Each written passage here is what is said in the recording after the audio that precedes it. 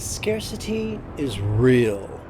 Come, let us bring it into the path of compassion and the wisdom of release. This is Lama Jigme Gyatso of the Buddha Joy Meditation School. Welcome to Meditate Like a Jedi. The recommended reading after tonight's class is the blog post, What Was the Buddha? The easiest way to find that one blog post in the veritable hay pile that is my website is to simply go to the downloads page, whose link can be found in the description area below the video. And once you find the fifth lesson, the link should be Child's Play to locate. This is the fifth lesson, yet in the spirit of egalitarianism, each lesson is open to the public and hopefully, if I'm doing a good job, not incomprehensible to someone for whom this is their first time. So, if you have any questions, do not be shy. Type in your question in the chat area. And once I notice it, I'll do my best to get to it. If not tonight, then in a following live stream or blog post.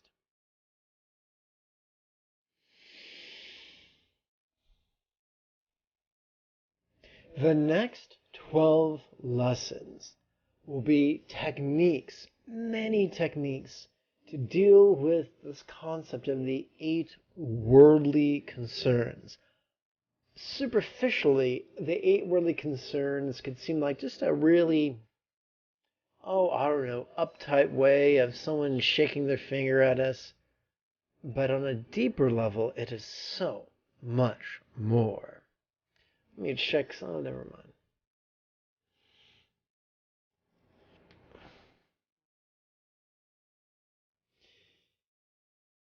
In previous lessons, we discussed the 4 bases of mindfulness, which can be arranged in terms of circumstance and body and interrelationships and our mind.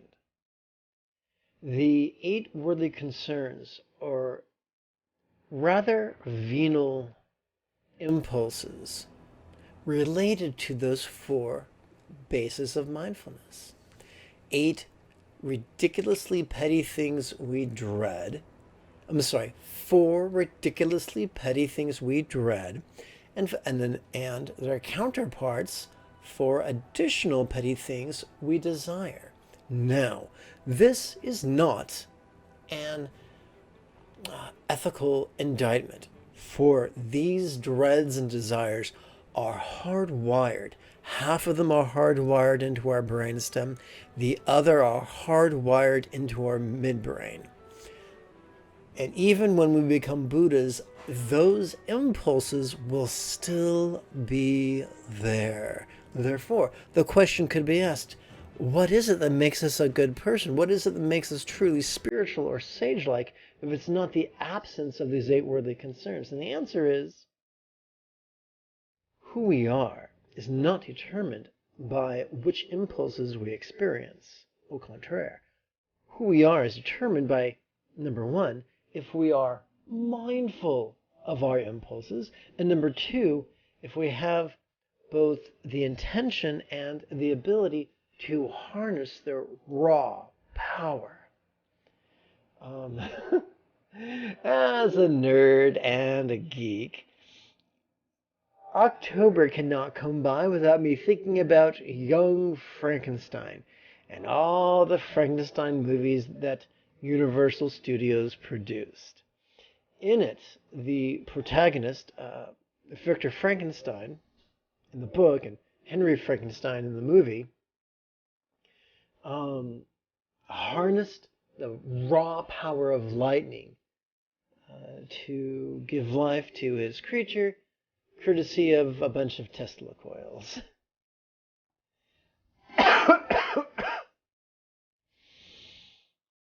So likewise, over the next 12 lessons, we're going to use these incredibly venal impulses, which normally are destructive, which normally fuel our neurosis. And we're going to use them to instead fuel our compassion and our love and our wisdom of letting go. We do this not to give ourselves some sort of a quasi-lobotomy, but so that we get better and better at coping with what Shakespeare described as the slings and arrows of outrageous misfortune. Now, of course, that's a paraphrase, but I'd like to think the bard would forgive me.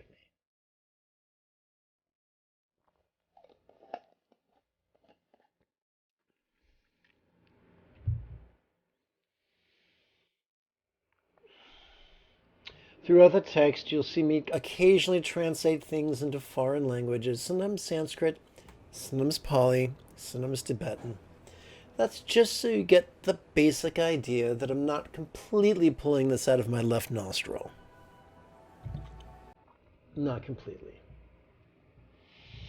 And as I told you previously, the majority of the Buddha's practical teachings, his meditation teachings and his contemplation teachings, are oriented towards the four bases of mindfulness. So tonight and Wednesday night and Thursday night, whoopsie, I skipped tonight. So tonight and Tuesday night and Wednesday night, that's much better. It's my intention that we'll be playing with circumstance-oriented meditations. This first night we will deal with loss. Now this is a brain stem dread. This is not neurotic. This is not irrational. Whether we are civilized and live in a society with money, or whether we were tribesmen and hunter-gatherers, if we lost food or shelter or water or clothing, we would perish. Our only ancestors who lived long enough to pass on their genetic traits were the ones who had the impulses to guard against loss. So this is normal. It's hardwired into us. It is part of our factory installed wiring. The question is, how can we use it to make ourselves happier and more resilient and more peaceful? Because, sadly, evolution does not select for happiness or joy or fulfillment. It only selects for reproduction. It's a very simple system.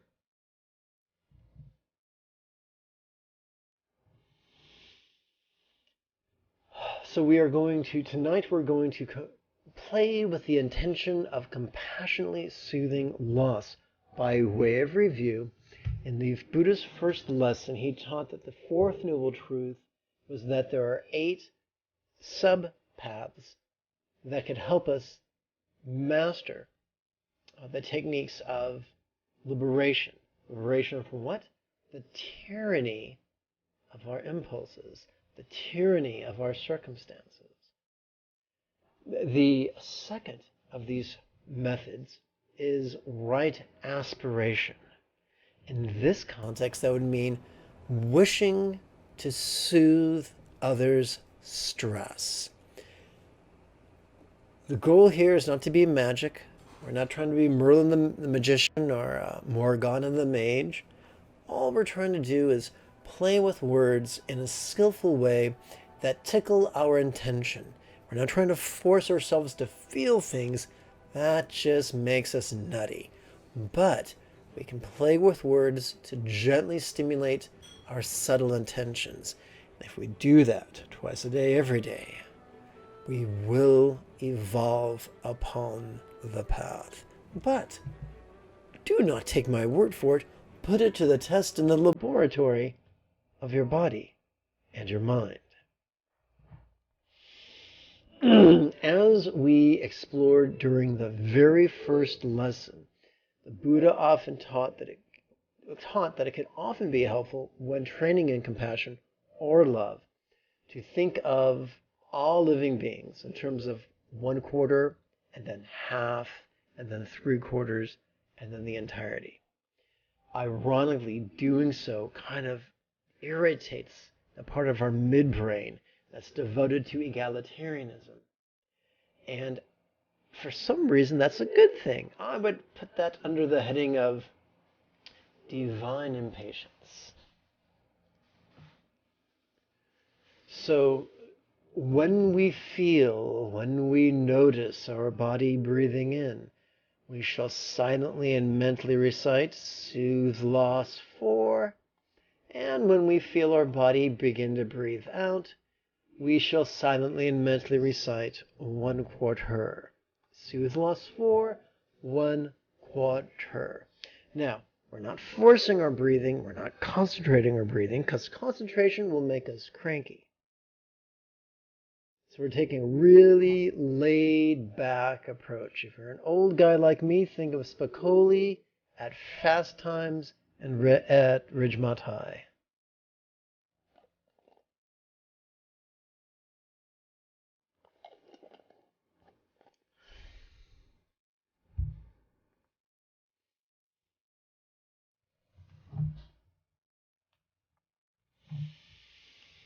Okay, so we're going to keep track of our exercises thusly. Let's touch the tip of our left thumb to our left little finger and slide that bad boy down to the lower set of creases. Let's place each hand palm up upon its respective thigh. If you're sitting upon a chair, please sit up straight, no slouching if you please. Head above shoulders, shoulders above tuchus. Tuchus, that's Yiddish for ass. And feet flat upon the floor.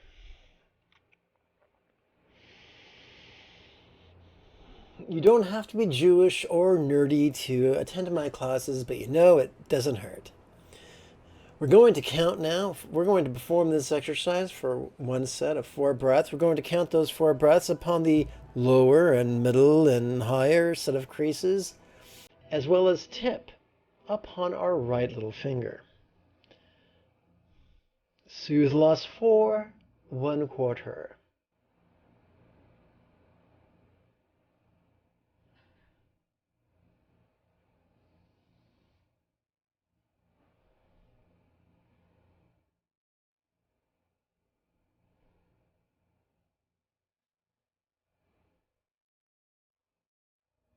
And don't worry, if you're not Jewish or not nerdy, I still love you. As long as you come to class and do your homework, I'm your buddy, I'm your pal. Let us now prepare to count upon the 3 sets of creases and tip of our right ring finger. Soothe Loss 4, 2/4.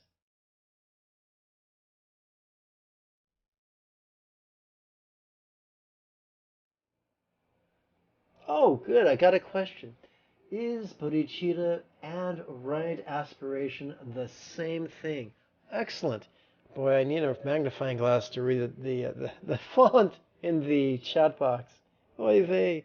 So, a returning student asks a very good question. Is bodhicitta right aspiration? And sadly, in Buddhism, the scholars have run amok for multiple millennia. And scholars are extraordinarily talented at making things needlessly confusing. You see, my friends, there are 3 definitions of the word bodhicitta. There is ultimate bodhicitta, which is the mindset of letting go. There is conventional bodhicitta, which is the mindset of love and compassion. Conventional bodhicitta has 2 subsets. There is aspirational bodhicitta, which would be likened to the second fold of right aspiration. And then there is behavioral bodhicitta, which can be likened to the 3rd and the 4th and the 5th folds of the Buddha's path. I hope that makes sense. Let's continue. Soothe Loss 4, 2/4.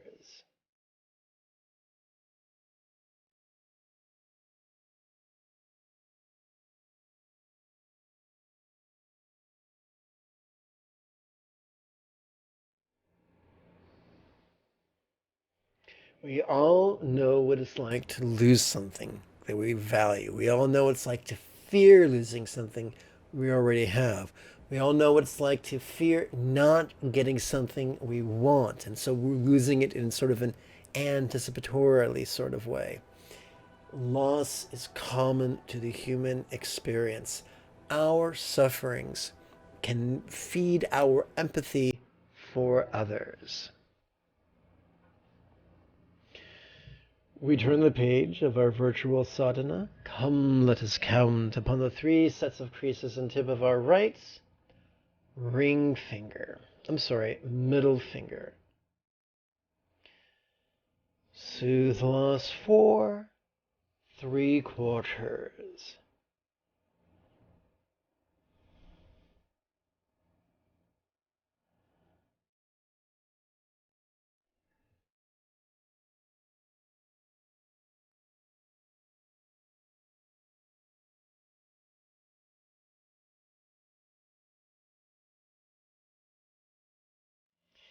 And now we come to the 3 sets of creases and tip of our right index finger. Soothe loss 4 all quarters.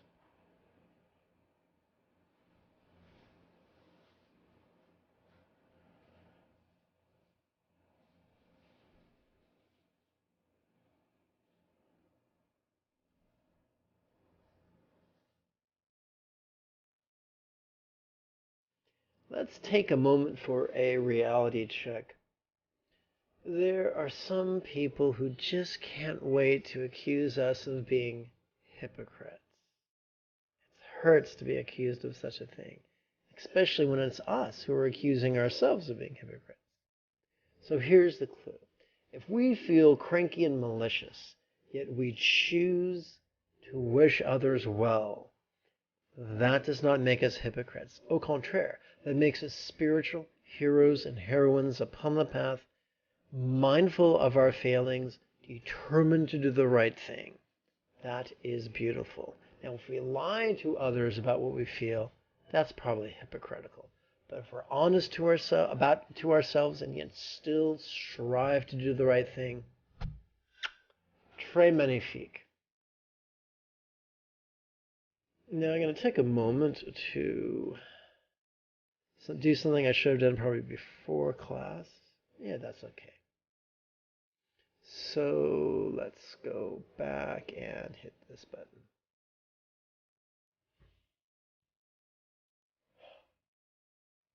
We finished the first third of tonight's meditation. Let us advance the tip of our left thumb up our left little finger to its middle set of creases. Right there. So we're going to now wisely release the craving for the absence of loss. What a funny way of wording things. Craving is a very, very coarse thing. Sometimes we crave for the presence of certain things. Other times we crave for the absence of other things. I remember the last time I had food poisoning, I craved for the absence of the sharp, stabbing pains in my abdomen. Okay, so the Buddha was not big on willpower. The Buddha was not big on affirmations or self-hypnosis or belief or ritual. Take that, my brother Tantrikas.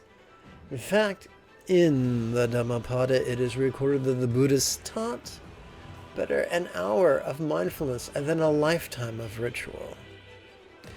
In the Tao Te Ching, some translations teach that Lao Tzu taught that ritual is the death of spirituality. Well then, what were the Buddha's primary techniques? Contemplation. The most popular is the 3 marks of existence. Let's play with those bad boys right now. For this lesson and the 11 lessons that follow, we're really going to play with these 3 lenses. Not so much in the lessons that follow after it, but for this next period of 12 classes, we're really going to be up to our elbows and it's fun, and it's easy, and it's not scary, and it's not difficult. The first lens through which we shall view loss is the lens of stress and strain. We have a neurological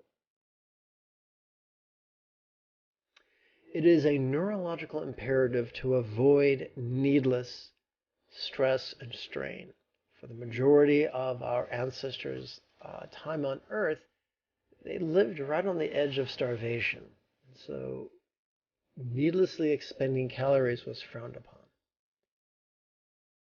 When we explore through skillful contemplation how much strain is involved in resisting loss, part of us, not all of us, but part of us, will grow more acquiescent, more surrendered, more flowy.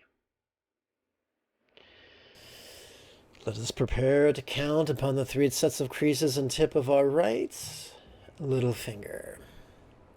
How strain to shove loss away.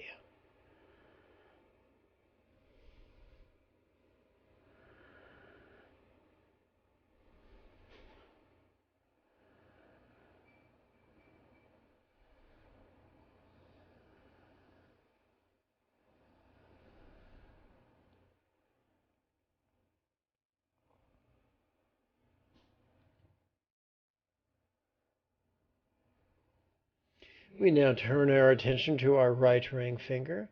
How could loss always change? These are rhetorical questions, and as such, it works best if we do not try to answer them. How could loss always change?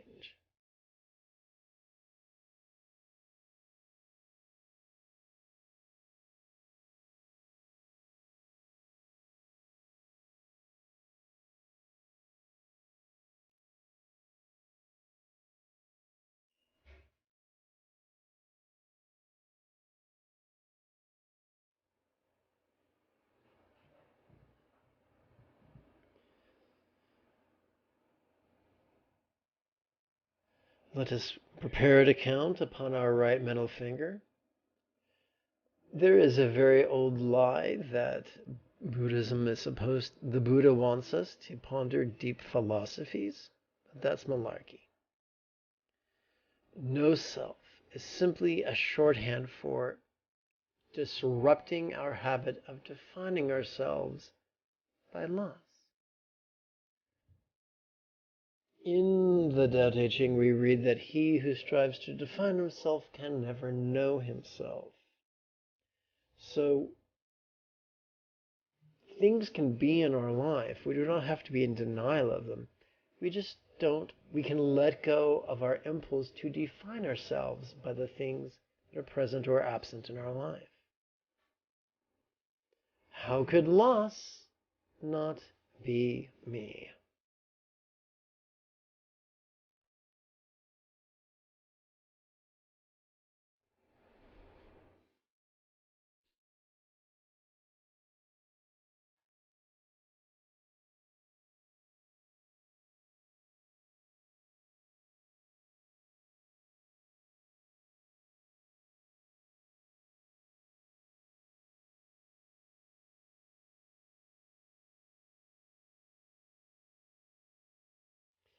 Let us conclude with our right index finger. Notice loss, relaxing. And although this technique goes all the way back to the Buddha's original teachings, this is the signature technique of both Mahamudra and Dzogchen. Notice loss, relaxing.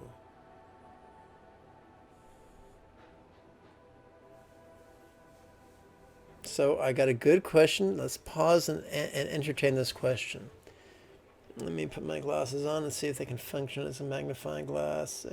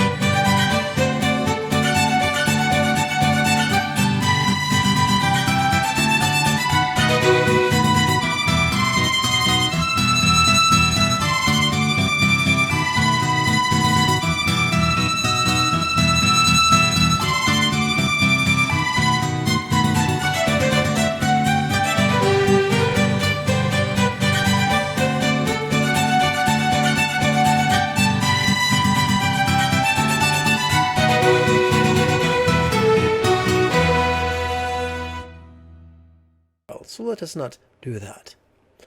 Let us dispense with such foolishness. So let us continue. We're counting upon our right index finger. Notice loss, relaxing. So this exercise is the opposite of living in resistance to loss. This is the key to accepting loss.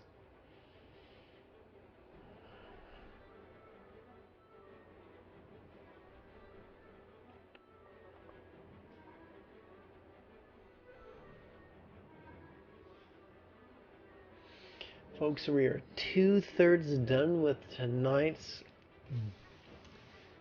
meditation. We've just completed 32 breaths of contemplation. If our mind was a doggy right now, it would be panting. So let's give it a rest, not with additional contemplation, but instead with meditation. This is known as Zazen, this is known as Chan, this is known as Mahamudra, this is known as Mahasandhi, this is known as Ati Yoga, this is known as Dzogchen Trekcho. I like to call it simply watching the play of perception and relaxing into its release.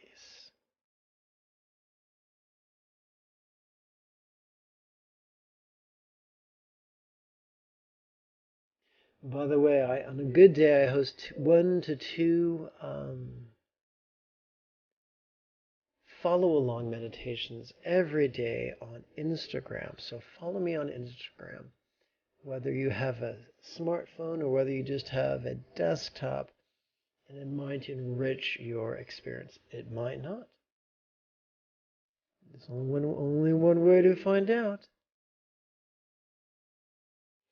This is very much like the last exercise, only instead of working with the word, we replace the word loss with the deliciously vague pronoun this. It applies to whatever we experience. It applies to the external and the internal, the real, the imagined, the recalled. And it applies to the glorious and to the grotesque. It applies to the past and the present and the potential. It applies to sensation and flavor and scent and sight and sound. It applies to emotion and intention and thought and recollection and imagination.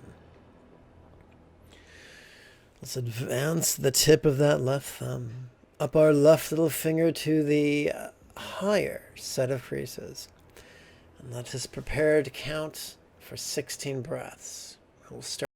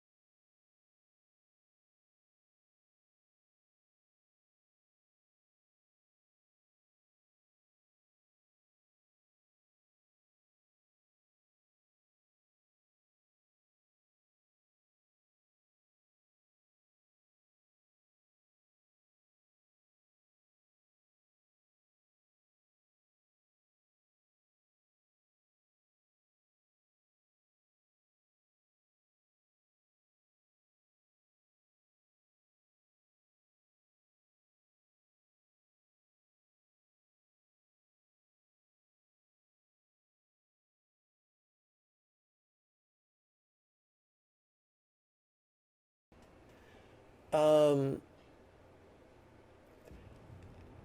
I've been told it doesn't matter. However, I've gotten superior results squeezing with my dominant hand and being squeezed with my less dominant hand. So since I'm right-handed, I squeeze.